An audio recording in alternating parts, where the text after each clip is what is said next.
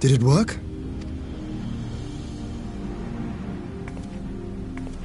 It did. Ether may flow freely to the burn once more.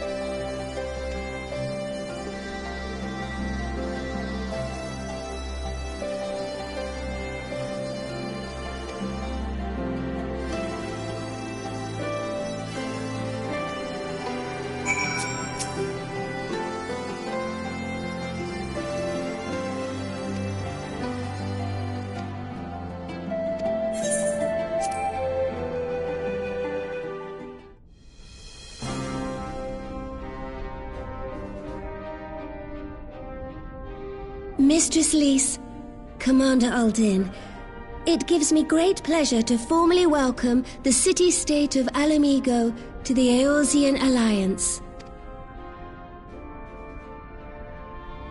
The pleasure is ours, Your Grace. I know I speak for all Ala Mhigans when I say that we are glad of this chance to stand with our comrades of the Alliance. And we, for our part, are glad indeed to be able to welcome friends both old and new. Lord Hien of Doma, at your service. Pray, accept my heartfelt thanks for your generous invitation. Nay, 'tis we who must thank you for journeying so far. And 'twould be remiss of me not to acknowledge the part the Scions of the Seventh Dawn have played in bringing all of us together. In times of great unrest, you and yours have been our constant companions, without whom we would not be here. With apologies to Lord Hien and Mistress Alisaie, it occurs to me that we have not gathered in this way since that fateful day in Ul'dah. The day I lost my arm and my freedom. As I lay in my cell, never did I dream that I would one day be given the chance to represent my homeland at this council. I would not even be alive had you not plucked me from the jaws of death. You, Yugiri, and Alphinaud. Would that the lad could be with us.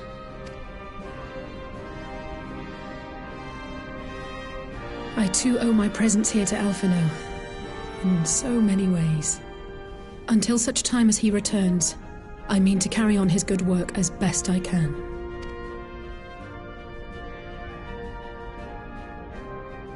Come, friends. Let us leave the past in the past and turn our eyes to the future. My Lord Hien, pray, tell us how things stand in the east.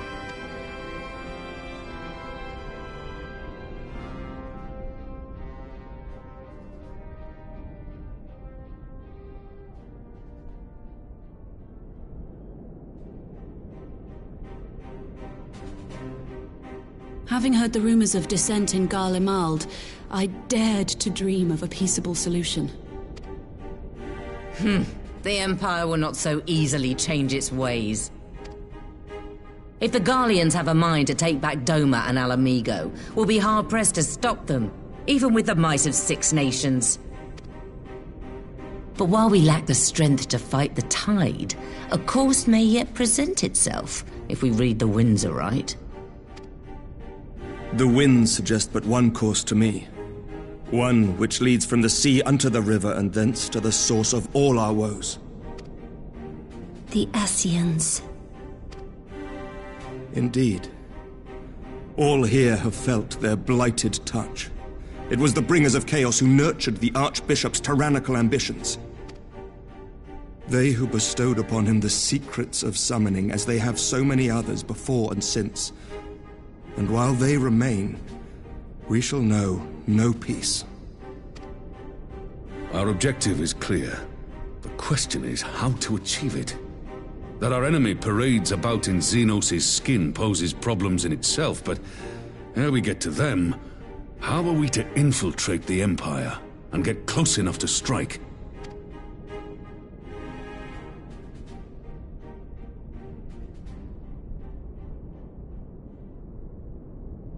While I see the wisdom in targeting the Ascians, an assassination attempt on Garlean soil would do little to aid our cause, even were it to succeed. It's time we used our enemy's preferred tactic: subterfuge. You have an idea? Speak your mind, Master Thancred. None here know the enemy better than the Scions, and you mayhap best of all. Whatever it is you propose, we will give it fair hearing.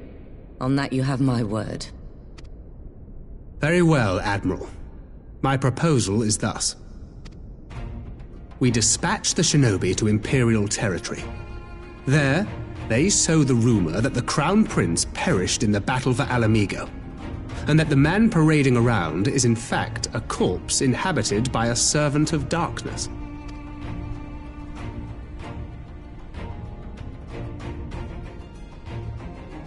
Well, it does have the ring of truth about it. And were the Garleans to learn that their future ruler is a puppet, the Empire would be shaken to the core.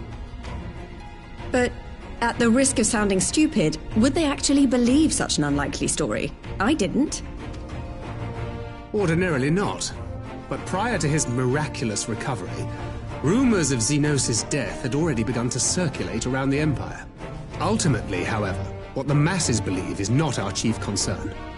Our true objective is to create an opening for rival factions within Garlemald to exploit. Just as a war of succession erupted in the wake of Emperor Solus's death. A war which raged until but recently, plunging the Imperial House into disarray as nephew and uncle grappled for the throne. It is no coincidence that one of Varus's first acts as Emperor was to name Xenos heir apparent, family feuds being so tiresome when armies are involved. Not all welcomed his choice of successor, however. There is no shortage of individuals who aspire to the throne, who would jump at any chance to seize power. The news that Xenos is not only dead, but a puppet to diabolical forces would be too enticing to ignore. The Empire would not be quick to recover from a second war of succession. I am no stranger to infiltrating Imperial territory. With a team of operatives gathered from among the Alliance's finest, the plan should have a reasonable chance of success. Doma already has shinobi in place throughout the provinces. We stand ready to act, and act we must. What say you all?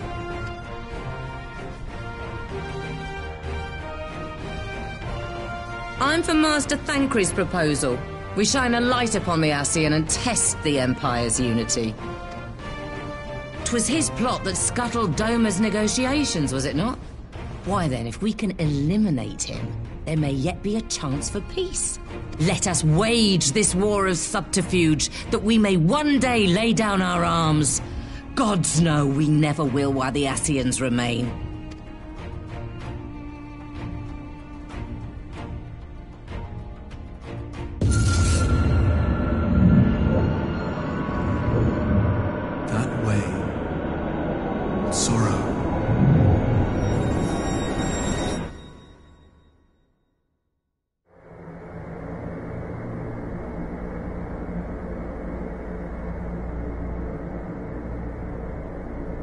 History must be changed.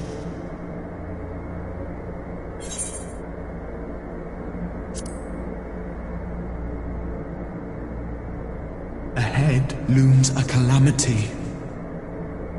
Ahead looms light, expunging all form and life.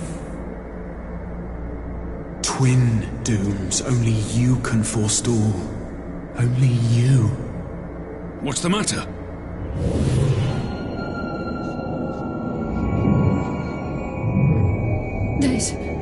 There's a voice! Spies in our midst? Nay, I sense no such presence. Let expanse contract, eon become instant. Throw wide the gates that we may pass.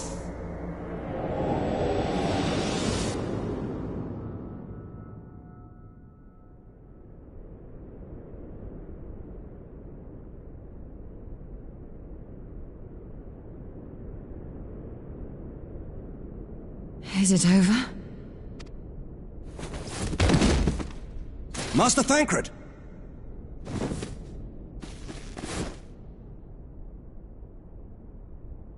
12 for Fend. Bear him to a private chamber. Have every healer make ready.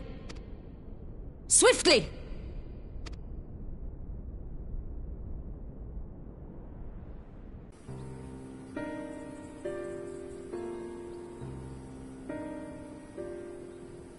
Master Thancred remains in slumber.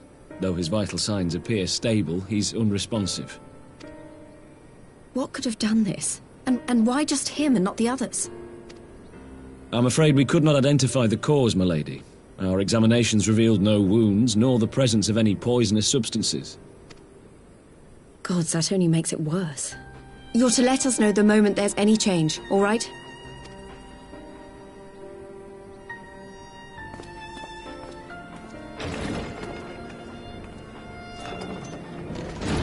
Thank you for coming. Knowing Thancred, he would apologize for being otherwise engaged at so crucial a juncture. In gifting us a course of action, Thancred sowed the seed of all that is to follow. We have but to nurture it as best we can. To him, I would say, rest easy, that he may wake to enjoy the fruits of our labors. Now, the matter of the mysterious voice must not be forgotten. Will you tell me exactly what happened?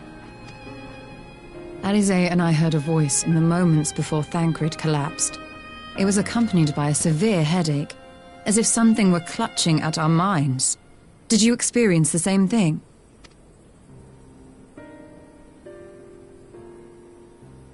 So, in between the voice and the pain, you felt as if you were somewhere else entirely?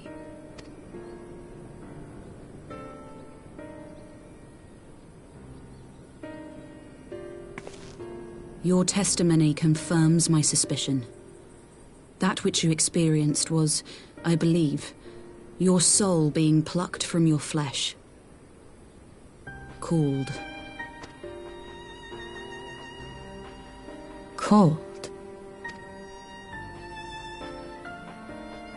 I myself examined Thancred. Reach out as I may, I could not sense in him the spark of life that is his soul.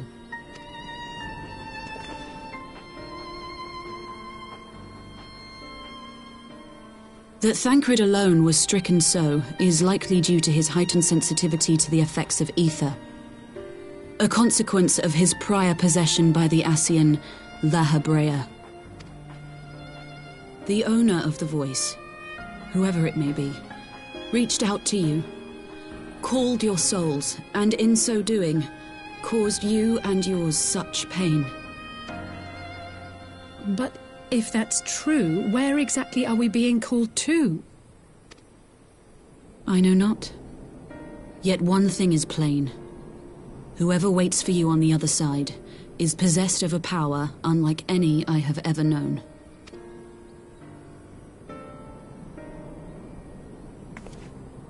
Forgive us, Lys, but may we leave Thancred in your care for a time? As if you had to ask. I may not be a scion anymore, but I'm no less a friend. Don't worry. I'll see to it that Thancred's well looked after. Just focus on solving this mystery, all right? Thank you, Lys. As the Elder Seedseer says, 'tis no ordinary individual we are dealing with. Nor can we discount the possibility of Ascian involvement. Whoever or whatever is behind this, the sooner we find out, the better.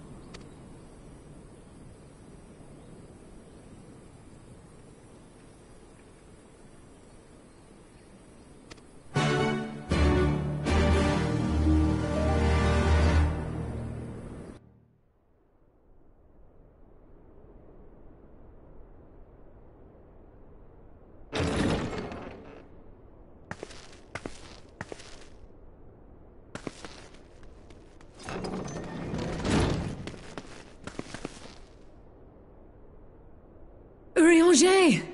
Gods, it's good to see you. Would that our meeting were under happier circumstances. I judged the voice sufficient cause for concern even before you sent word of its effect on our comrade. You heard it too, then? Aye. And all but certainly at the selfsame instant. Alas, pained as I was, I could make little sense of what few words did then reach mine ears.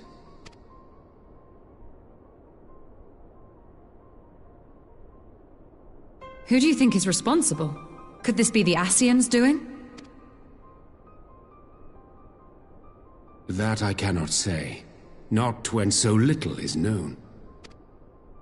Ere I indulge in speculation, I would examine Thancred with mine own eyes.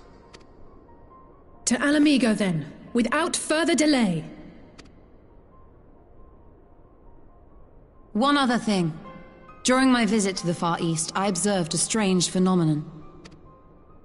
Thou referest, I presume, to the localized reduction in etheric density. Well, that spares me the trouble of an explanation.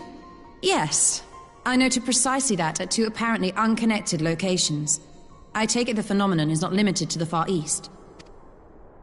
Indeed not. Of late, our agents charged with surveilling the beast tribes have spoken of little else. In every corner of the realm, they tell of places in which the ether hath grown thin. Naturally, my suspicions first turned to primal activity, but the areas thus affected betray no evidence of summoning. I must confess to being quite perplexed. If the same phenomenon is being observed in multiple locations on opposite sides of the world, we may safely discount regional factors. Needless to say, this warrants further investigation. Indeed, I shall make it my task to...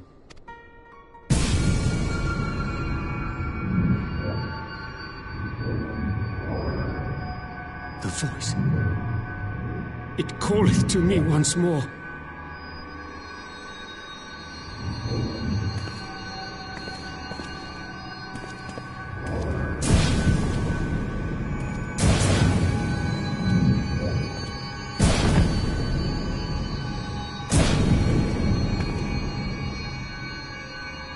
I hear it too.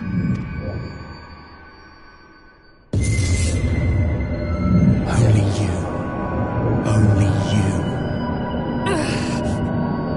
No! Ishtola! Urianger! Throw wide the gates.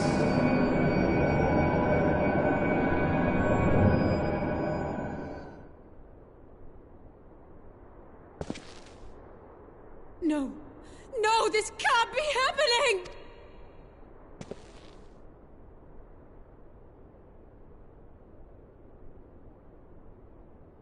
Y'shtola! Urianger! Open your eyes! Open your eyes, I beg you! Say something! Anything! Not again. Please, not again.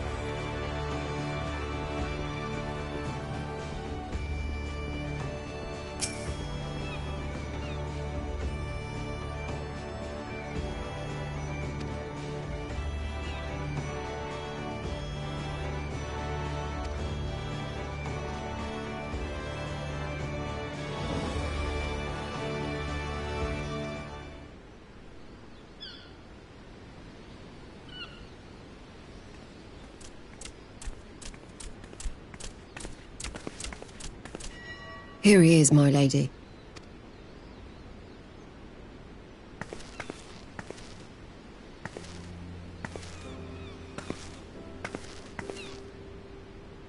Gabu, it's been too long.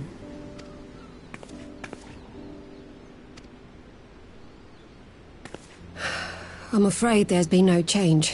If he can see or hear us, he has given no sign. I see. You're still fighting. I'm proud of you.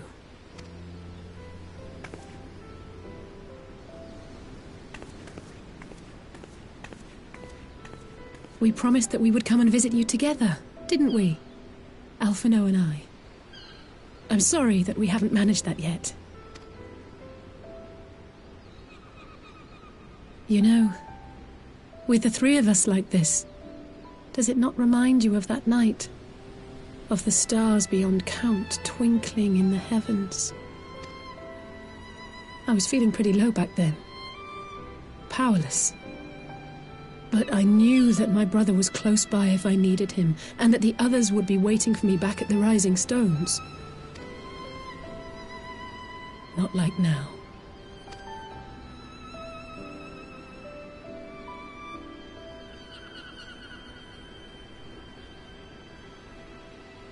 I've seen my share of trouble since coming to Eorzea. Been reminded again and again of my limitations, of how little I can change about this world.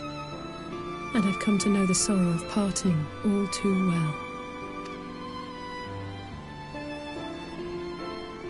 But to have the people I hold dear struck down before my eyes, and be powerless to help them,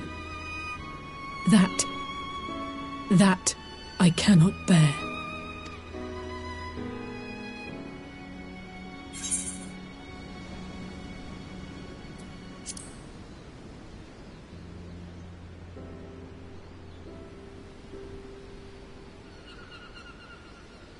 No, I don't. You're right. It's pure arrogance to imagine I can solve everything by myself. You'd think I'd have learned that by now. Thank you. I don't know what I'd do without you.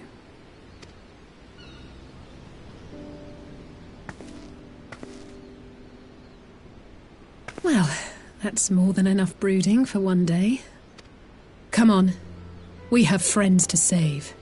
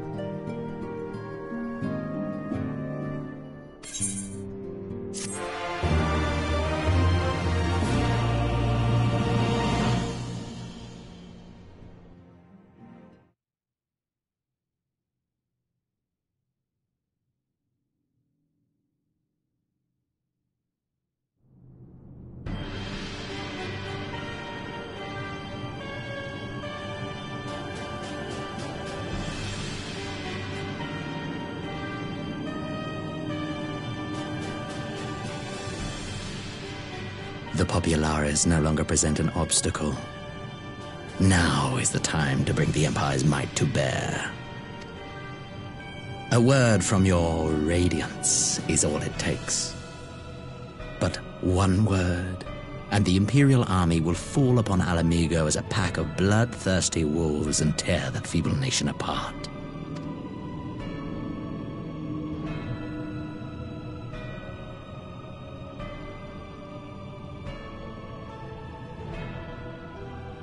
Have you no words for me?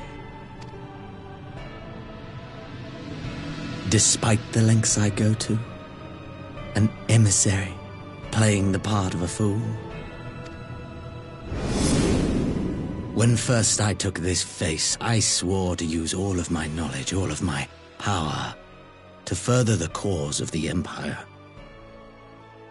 My deeds stand testament to my commitment. And with this adamant flesh at my disposal, I could destroy the Icon Slayer as easily as one might swat a fly. Why do you hesitate?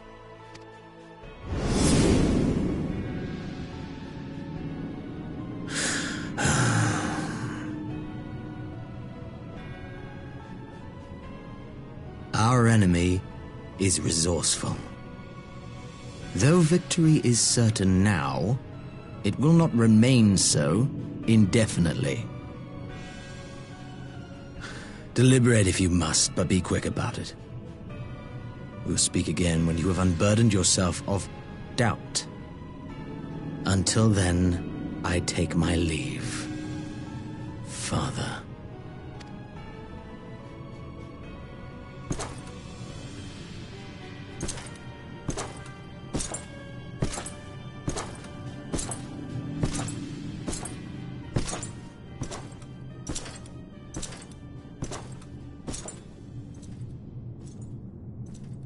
I should be the one to sigh.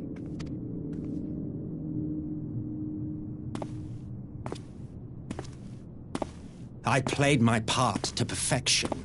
I had earned my rest, and then, thanks to Laha Brea's crowning act of idiocy, our favorite emissary sees fit to summon me back. Elidibus was ever a warrior. A most tiresome trait, would you not agree?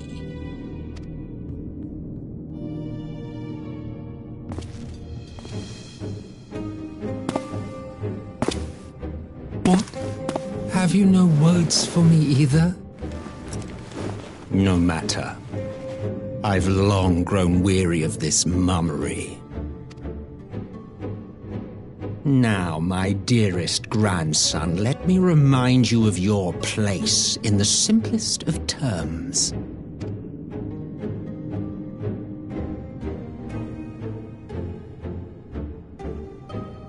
You do not make judgments, you administer them. Swiftly and to the letter. Naught else is your concern. Elidibus may be an insufferable bore, but he is no fool. His choices as emissary seldom err.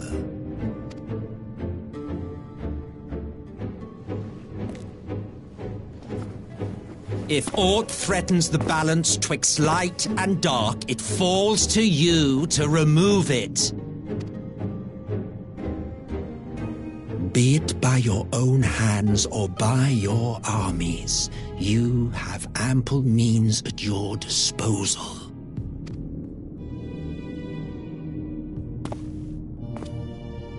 That is why this empire exists, why I built it.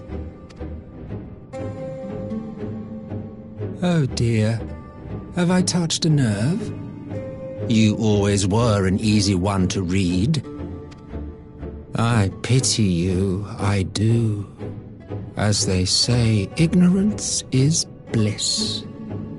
And I know how much happier you would be not knowing the things you know.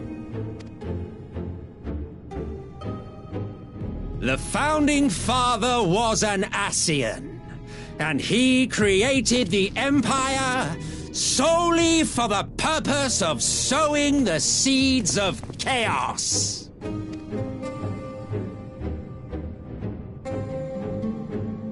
Don't take it personally. I merely do my duty. To bring about a calamity requires no small amount of power, and there is no surer way to obtain such power than by collecting powerful pawns. To that end, I have labored long and hard, and I must say I am quite pleased with my handiwork, paltry though it seems in comparison to Alec.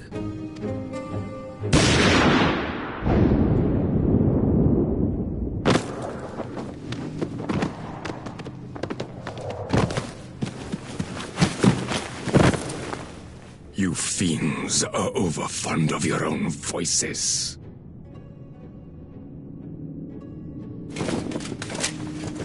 Mark me, Ascian. Man is the master of his own destiny.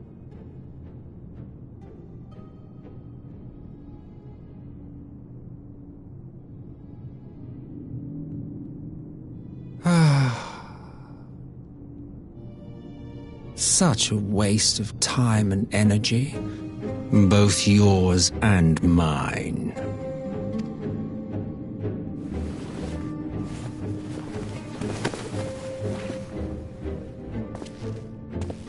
Lest you forget you are Emperor now. If you wish to spout drivel about man's destiny, save it for the masses. It will serve to give them a sense of purpose, and you pliant pieces for the game.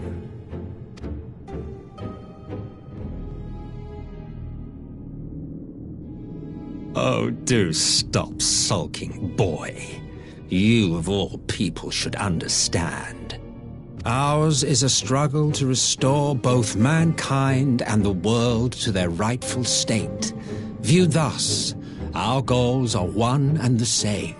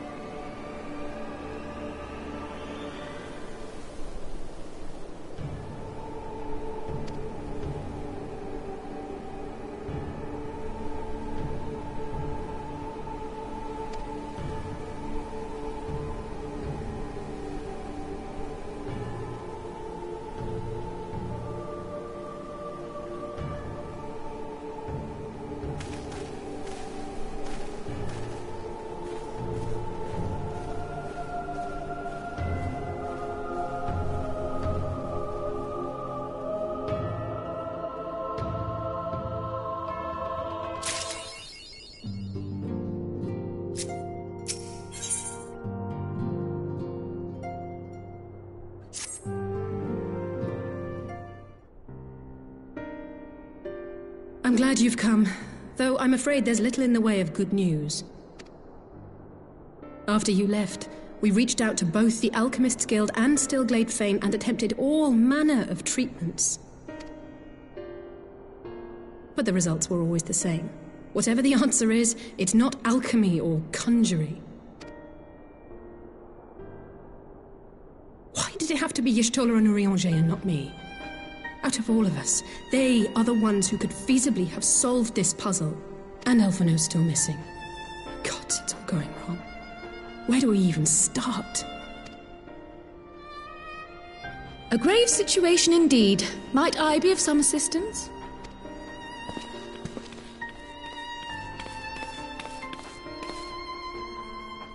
Krile! I did not think you well enough to travel. When word reached me of the plight of our friends, I could not well stay away. As a fellow scion, not to mention your erstwhile mentor, this is one of those times you should feel free to call on me, regardless of my personal circumstances. Yes, I should have thought of that. Thank you for coming, Krile. We would welcome your insight. And I should be happy to provide it. Now, what's this I hear about Alphino heading into Imperial territory? That boy always did have some funny ideas. Do you remember the speech he gave when he was accepted to the Studium?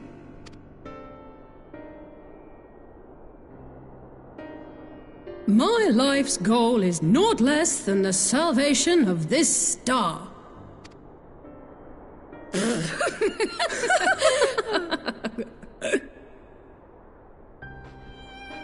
That particular grand pronouncement has been a source of great embarrassment to him, as you know. But the fact of the matter is, he meant every word and has lived his life accordingly.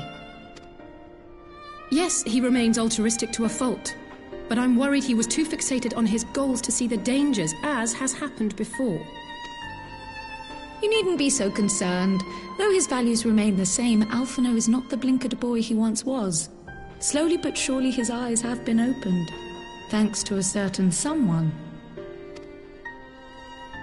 A certain someone whom he'd be mortified to learn had heard about his little speech. Mum's the word, eh?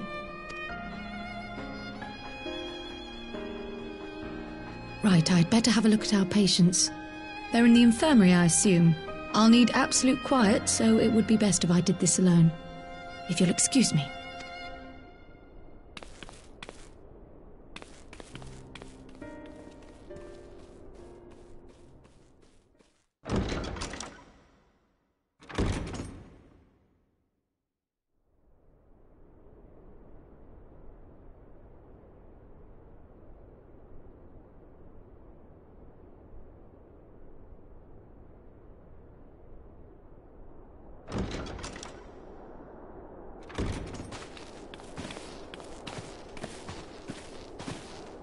All three are in fine physical health. At a glance, I would say they were merely sound asleep. Except for the fact that I couldn't sense the slightest trace of them in their bodies. It's as if their souls have taken leave of their physical forms. Ah, yes. The Elder Seedseer made a similar observation. I've read the report. When you heard this mysterious voice, you described feeling as if you were somewhere else, yes? If we assume the ether which comprises your essence is being drawn to some other place, then it may be possible to follow the trail it leaves behind, just as we did in our search for Thancred. I wasn't around for that, but I can't imagine it was easy. Oh, it wasn't. But that's no reason not to try. I will have need of Master Matoya's crystal eye if I'm even to make the attempt. So I suggest we pay her a visit.